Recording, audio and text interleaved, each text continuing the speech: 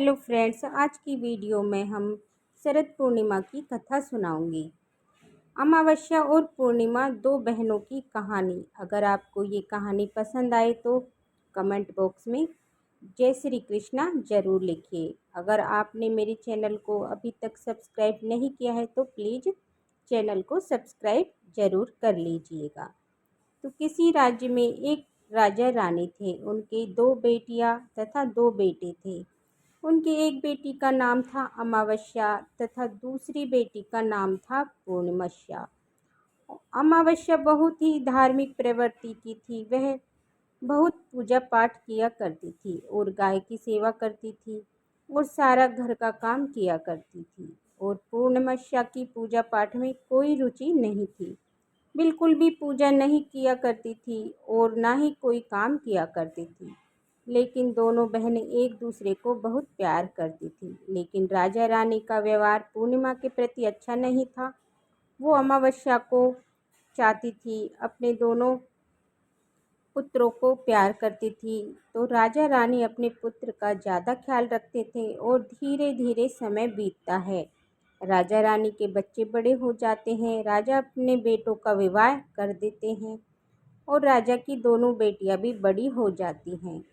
फिर सब राजा से कहते हैं, अब इनका विवाह कर दीजिए। राजा ने कहा, हाँ विवाह तो करना ही है।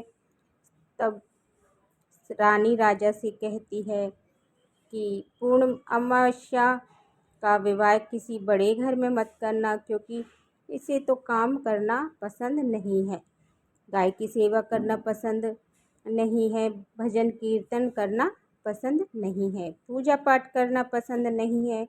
अगर ये बड़े घराने में गई तो ये सब काम नहीं कर पाएगी, इसलिए इसकी शादी किसी गरीब के घर में ही कर दीजिए। राजा ने कहा, ठीक है। और राजा अमावस्या के लिए रिश्ता तलाशने लगे। अंत में गरीब घर में पूर्णमस्या का विवाह तय कर दिया। तब रानी ने कहा, महाराज, अमावस्या भी तो विवाह के योग्य है, इसके लिए भी वर देखिए और दोनों बहनों को विवाह साथ साथ कर दीजिए।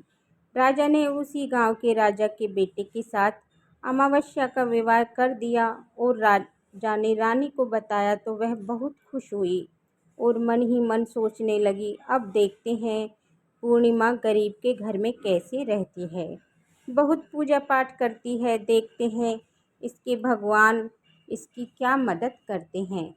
फिर समय आने पर राजा ने अपनी दोनों बेटियों का विवाह कर दिया। राजा ने दोनों बेटियों का बहुत धन दौलत दी, लेकिन पूर्णमावस्या को कुछ भी नहीं दिया। भाई भाभीियों ने उसे बहुत प्यार करते थे, क्योंकि वो अपनी भाभीियों का काम में हाथ बटाती थी और अमावस्या उन पर रोब जमाती थी। अमावस्या और पूर्णिमावस्या दोनों अपने ससुराल चली गई। एक बार की बात है कि अमावस्या ने अपने घर पर शिव चर्चा रखी और उसने सबको बुलाया, लेकिन उसने अपनी बहन पूर्ण अमावस्या को नहीं बुलाया। पूर्णिमा अमावस्या अपने दरवाजे पर बैठी थी तो गांव की औरतों ने कहा, तुम्हारी बहन के घर पर शिव चर्चा है, तुम नहीं जाओगी? तो पूर्ण अमावस्या ने कहा, नहीं, मैं नहीं जाऊंगी, क्योंकि मेरी बहन ने मुझे नहीं बुलाया है, तो मैं कैसे जा सकती हूँ? तब गांव की औरतों ने कहा, नहीं बुलाया है तो क्या हुआ, पूजा पाठ है, तुम चलो हमारे साथ। गांव की औरतों के बात मानकर पूर्ण अमावस्या शिव चर्चा में चली गई। जब अमावस्या ने पूर्ण अमावस्या को देखा तो वो गुस्से से बोली, जब मैंने तुम्हें नहीं बुलाया तो तुम मेरे घर क्यों चली आई हो? अब आ ही गई हो तो चुपचाप एक जगह होकर बैठे रहना, इधर उधर मत घूमना। उसने पूर्ण अमावस्या की गरीबी का बहुत मजाक उड़ाया। पूर्ण अमावस्या की आंखों से आंसू बहने लगे और वह भगवान शिव से प्रार्थना करने लगी, हे भगवान, मुझ पर आप कम कृपा करेंगे, आखिर मेरी कसूर ही क्या है? पूजा पाठ करना, गाय की सेवा करना, काम करना गलत है, भगवान अब मुझ पर रहम करो। इस तरह वो भगवान से विनती करती रही और शिव चर्चा पूरी हो गई और अमावस्या ने सबको प्रसाद दिया, लेकिन पूर्णिमा अमावस्या को प्रसाद नहीं दिया। वो वहाँ से बिना प्रसाद के वापस आ गई तो रास्ते में सोचती है, घर पर बच्चे प्रसाद मांगेंगे तो मैं क्या कहूँगी, क्या ना कहूँगी, अपने भाई भाभी से मिलकर आऊँ। फिर वह अपने पति व बच्चों को बताकर अपने मायके जाने के लिए निकल गई। चलते चलते उसे एक तुलसी का पेड़ और वहाँ एक चबूतरा बना था। उस पर एक बूढ़ी माई बैठी थी। उन बूढ़ी माई पूर्ण अमावस्या से पूछा, बेटी तुम कौन हो और कहाँ जा रही हो? तो पूर्ण अमावस्या ने बूढ़ी माँ का परिचय दिया। तो फिर बूढ़ी माँ ने कहा, मेरा तो तुलसी का पौधा सूखा जा रहा है, इसमें थोड़ा जल डाल दो और चबूतरे को भी धुलाई कर दो तो थोड़ी सी ठंडक मिलेगी। तो पूर्ण अमावस्या ने चबूतरे को धोया, तुलसी में जल डाला और बूढ़ी माँ को भी स्नान कराया और उनके चरण दबाए। फिर पूर्ण अमावस्या ने कहा, माँ जी और कोई काम है क्या? नहीं बेटी। फिर उसने बूढ़ी माँ से आशीर्वाद लिया और बूढ़ी माँ ने उसे आशीर्वाद दिया और कहा, जाओ तुम अपने मायके, लेकिन लौटते समय मिलकर जाना। तो उसने कहा, ठीक है माँ जी। और फिर उसे रास्ते में चलते चलते शिव मंदिर मिला। एक चबूतरा बना था, उस पर बूढ़े बाबा बैठे थे। वो कोई और नहीं थे, स्वयं भगवान शिव बैठे थे। लेकिन पूर्ण अमावस्या ने उन्हें पहचान नहीं पाया। लेकिन बूढ़े बाबा ने कहा, तुम कौन हो बेटी? तो पूर्णिमा ने कहा, क्या बात है बाबा, तुम इस मंदिर की साफ सफाई कर दोगी? बहुत गंदा हो गया है और चबूतरा भी धो देना और मेरे नहाने के लिए 2 बाल्टी पानी भी भर देना तो तुम्हारा बहुत एहसान होगा। पूर्ण अमावस्या ने खुशी खुशी सब काम किया और भगवान शिव की पूजा की। थोड़ी और आगे चली तो उसने काली माँ का मंदिर मिला।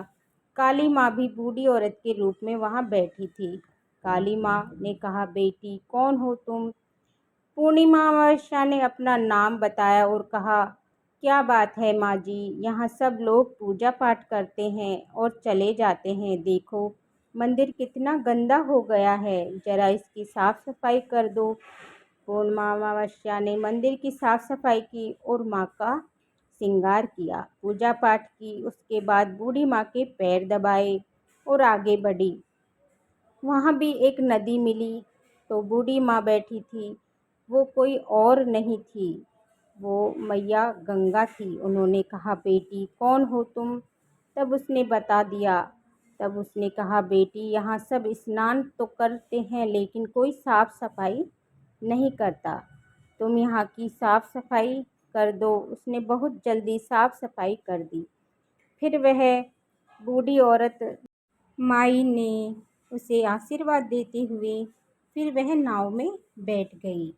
नदी के उस पार जाकर में बैठकर अपने भाई के पहुंच जाती है। अपने भाई भाभी पूर्ण अमावस्या को देखकर बहुत खुश होते हैं और उसकी खूब खातिर करते हैं। फिर सब खूब बातें करते हैं। सुबह जब ननद जाने को तैयार होती है तो भाभी ने एक लाल साड़ी और कहा, ननद जी इस साड़ी को पहन लो और हाँ जल्दी जल्दी आया करो, बहुत दिनों के बाद आती हो।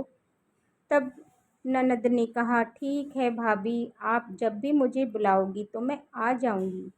फिर पूर्ण अमावस्या ने लाल साड़ी पहन ली और 16 श्रृंगार कर लिया। भाभीयों ने थैला भर के उसे सामान दिया, धन और गहने दिए। पूर्ण अमावस्या घर से निकल गई। चलते चलते रास्ते में वही नदी मिली और नाव में बैठ गई और नाव में बैठकर फिर वह उस पार पहुंची तो वही बूढ़ी माई मिली जो और कोई नहीं थी, गंगा माँ थी। उन्होंने कहा, बेटी आ गई अपने मायके से? पूर्ण अमावस्या ने कहा, हाँ माँ जी। तब बूढ़ी माँ ने कहा और एक थैला दिया और कहा, इसे ले जाओ, मैं कहाँ रखूँगी, ये है बहुत भारी है और इसे रास्ते में मत खोलना, घर जाकर ही खोलना। तो पूर्ण अमावस्या ने कहा, ठीक है माँ जी, और वहाँ से चल दी। आगे चली तो काली माँ का मंदिर मिला। वहाँ भी बूढ़ी माँ थी। उन्होंने भी पूर्ण अमावस्या को एक थैला दिया। अब उसके पास 3 थैले हो गए। फिर आगे बढ़ी तो उसे शिव मंदिर मिला। वहाँ भगवान बूढ़े बाबा के रूप में बैठे थे और उन्होंने भी उसे एक थैला दिया और वो लेकर पूर्ण अमावस्या आगे बढ़ी। तो तुलसी माँ मिली। उन्होंने भी उन्हें एक थैला दे दिया। अब पूर्ण अमावस्या अपने घर पहुँची। अब वो 5 थैले खोलने लगी। सबसे पहले उसने अपने मायके का थैला खोला। उसमें खाने पीने की चीज़ें और कपड़े गहने वगैरह थे। उसने खाने की चीज़ें और कपड़े अपने बच्चों को दे दिए तो बच्चे उनको पहनकर बहुत खुश हुए। दूसरा थैला उसके गंगा माँ ने दिया। उसे खोला तो सोना चांदी भरा था। और तीसरा थैला जो काली माँ ने दिया था उसमें 16 श्रृंगार भरा था। चौथा थैला जो भगवान शिव का था उसमें सब खुशियाँ थी, धन सब संपत्ति सब कुछ था।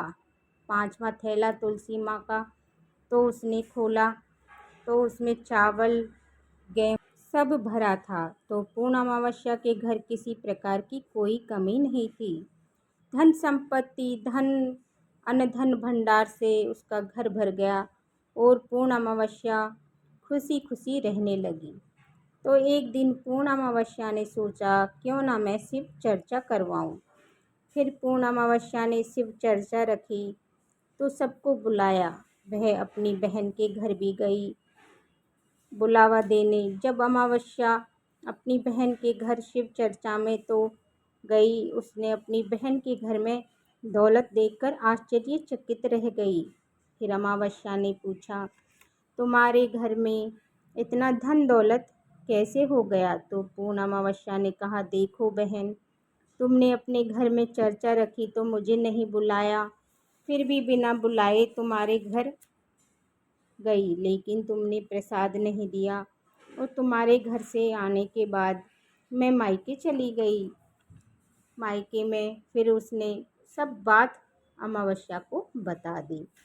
अमावस्या ने कहा, मैं भी जाऊंगी मायके, तुम भी मुझे डांटो, प्रसाद मत देना। लेकिन पूर्ण अमावस्या ने कहा, भगवान का प्रसाद है तो मैं सबको दूंगी। लेकिन अमावस्या ने प्रसाद नहीं लिया और अपने घर जाकर अपने बच्चों से कहकर अपने मायके के लिए चल दी। चलते चलते उन्हें वो तुलसी माँ मिली तो उन्होंने कहा, बेटी ये चबूतरा धो दो, पानी डाल दो।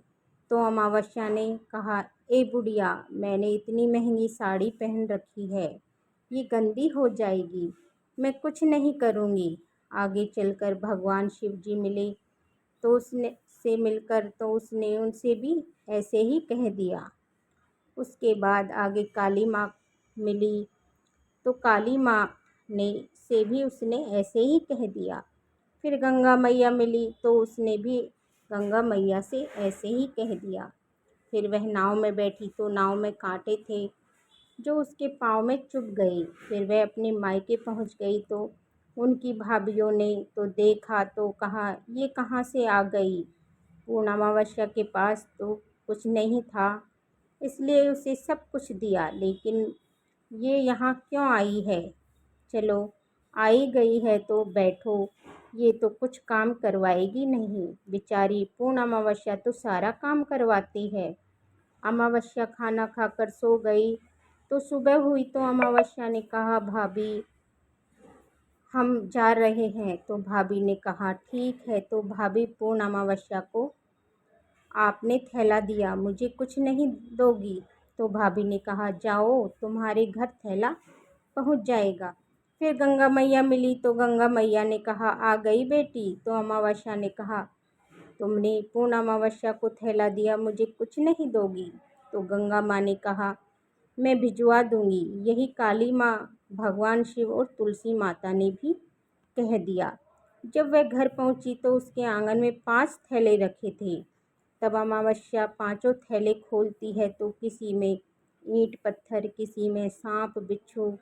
उसने माथा पीट लिया और कहा, हे भगवान, हमें मायके में भी कुछ नहीं मिला और इधर भी कुछ नहीं मिला। फिर अमावस्या दौड़कर पूर्ण अमावस्या के पास जाती है और कहती है, तुझे इतना सब मिला, मुझे कुछ नहीं मिला। तो पूर्ण अमावस्या ने कहा, मैं मायके जाती हूँ तो काम करवाती हूँ और तुमने तो भाभी की कभी भी मदद नहीं की, तो भाभी तुमको क्या देती। गंगा माँ को तुमने ठुकरा दिया, शिव जी, काली माँ, तुलसी माँ, सबको तुमने ठुकरा दिया, इसलिए भगवान तुझे कुछ नहीं दिया। तब अमावस्या कहती है, बहन मुझे माफ़ कर दो, मैंने सदैव तुम्हारा पर अत्याचार किया, लेकिन इसमें मेरा कोई कसूर नहीं था। लेकिन मुझे भी बताओ, मैं भक्ति करके सब प्राप्त कर लूँगी। तो पूर्ण अमावस्या ने कहा, बहन देखो, ये 3 सूत्र का ज्ञान ले लो।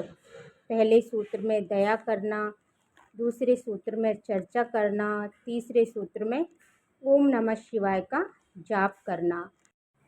बहन, भगवान ने ये 3 सूत्र दिए हैं, प्रसाद के रूप में स्वीकार कर लेना और हृदय में बसाना और सच्चे मन से भगवान का पूजा पाठ किया और सबकी मदद की, सबका काम किया, इसलिए मुझे सब कुछ मिला और तुम्हारे पास जो भी था वो भी ख़त्म हो गया। तब अमावस्या अपने घर गई और घर पूजा पाठ करने लगी और भगवान शिव से माफ़ी मांगने लगी। जय हो भगवान शिव। अगर आपको ये वीडियो पसंद आया हो तो कमेंट बॉक्स में कमेंट करके ज़रूर बताइएगा। साथ में मेरे वीडियो को ज़्यादा से ज़्यादा शेयर करें। देखने के लिए बहुत बहुत धन्यवाद। राधे राधे।